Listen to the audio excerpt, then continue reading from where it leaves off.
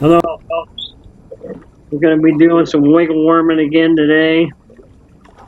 I've talked about this technique in several of my other videos. It is a dynamite technique for working around the weeds or working if you got a lake that's got a lot of snaggy rocks where you can work it just off over the rocks and not get snagged. The key to this presentation is the 16th ounce jig. I just got a hit there.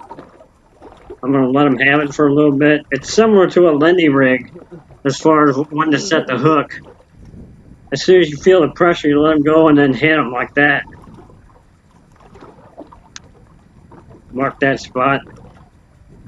I've caught a ton of fish on these last year using this technique, and I've talked to a lot of different people, and they ask me, "Boy, how are you catching all these fish?" And I'd tell them, but then nobody would go out and do it. Nobody would even try the technique. Until you try it, you don't realize how good it works. It flat out catches walleyes and bluegills and just about anything. It's right around the weed edge. Good fish, we get them back.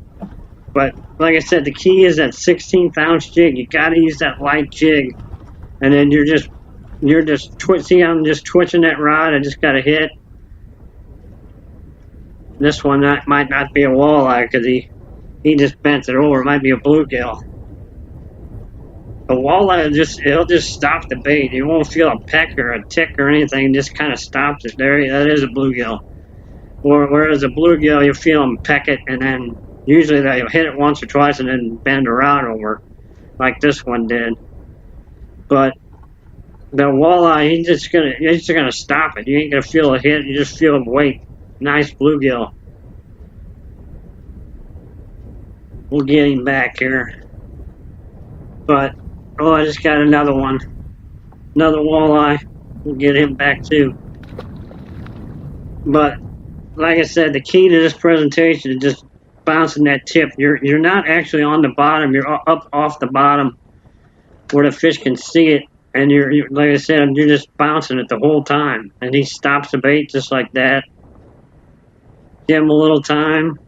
Like I said, like a Lindy rig, give him a second to eat it. And then once you think he's got it, set the hook. You don't want to wait too long because then they'll suck it down and get it in their gut. But absolutely, you need to try this technique. It is fantastic. It catches a load of fish, and it's very simple to do. But the key, you got to use that light 16th ounce jig. I use a braided line here. I know a lot of guys don't like to use braid for this, but I love braid. It's a 4-pound equivalent to mono, so it's about a 4-pound. And then I put a swivel, a little tiny swivel, and then go to a fluorocarbon leader, which is 8 to 6-pound fluorocarbon leader I use. Nice walleye.